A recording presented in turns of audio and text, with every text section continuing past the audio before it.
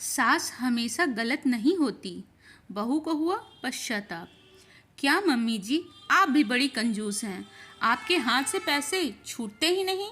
आजकल तो फल सब्जियां कितनी महंगी हो गई हैं, ऊपर से बच्चों की पढ़ाई भी।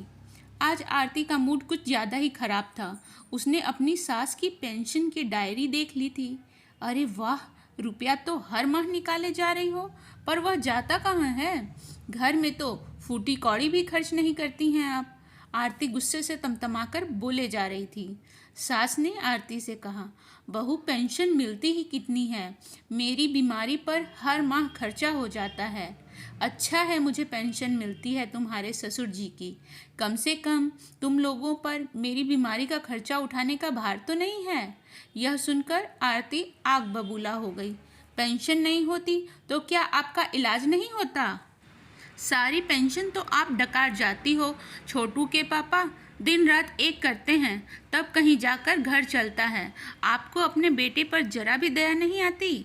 आरती एक सांस में बोलकर हाँफने लगी। आरती की सास को 15,000 पेंशन मिलती थी। उनकी दवाइयों में 5,000 से ज़्यादा का खर्चा नहीं आता था। फिर हर महीने 15,000 की पेंशन जाती कहाँ थी, उसको समझ में ही नहीं आ रहा था।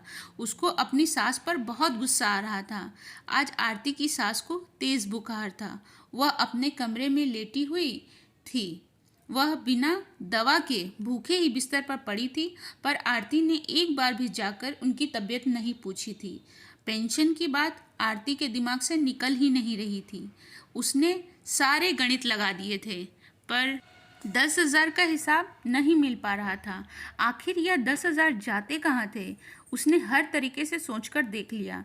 क्या मम्मी जी मंदिर में तो नहीं दे आती किसी को?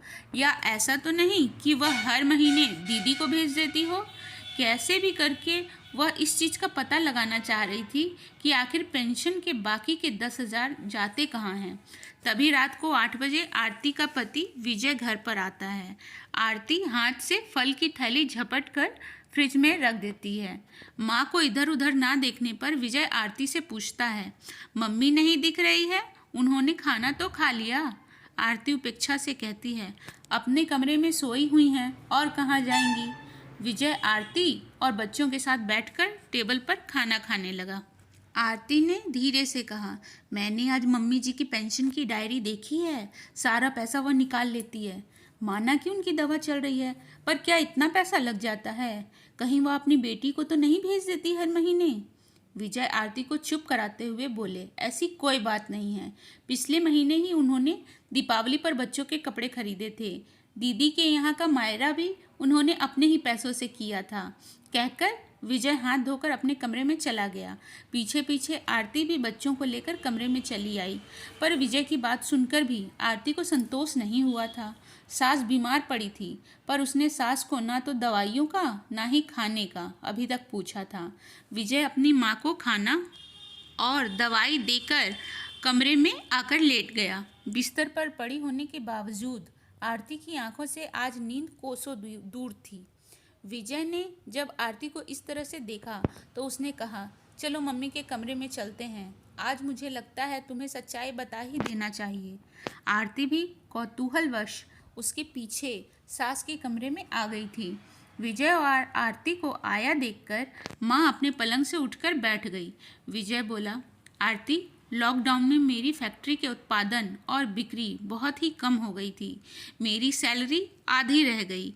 इतना काम करने के बावजूद भी इतना कम रुपया मिलने पर मैं बहुत ही उदास रहने लगा। घर का खर्चा चलाना बहुत ही मुश्किल हो गया था। मैंने माँ से आकर इसका जिक्र किया तो माँ ने कहा कि तुम मेरी पेंशन के 10,000 हर महीने निकाल लिया करो और घर में खर्च किया करो। आरती को बताने की कोई ज़रूरत नहीं है, वो फालतू में चिंता में पड़ जाएगी। जब सारी परिस्थितियाँ ठीक ही हो गई थी तो मैंने भी माँ की बातों को ठीक मानकर तुम्हें कुछ भी नहीं बताया। इतने दिन से तुम माँ के ही पीछे पड़ी हो कि पेंशन के रुपए कहाँ जाते हैं।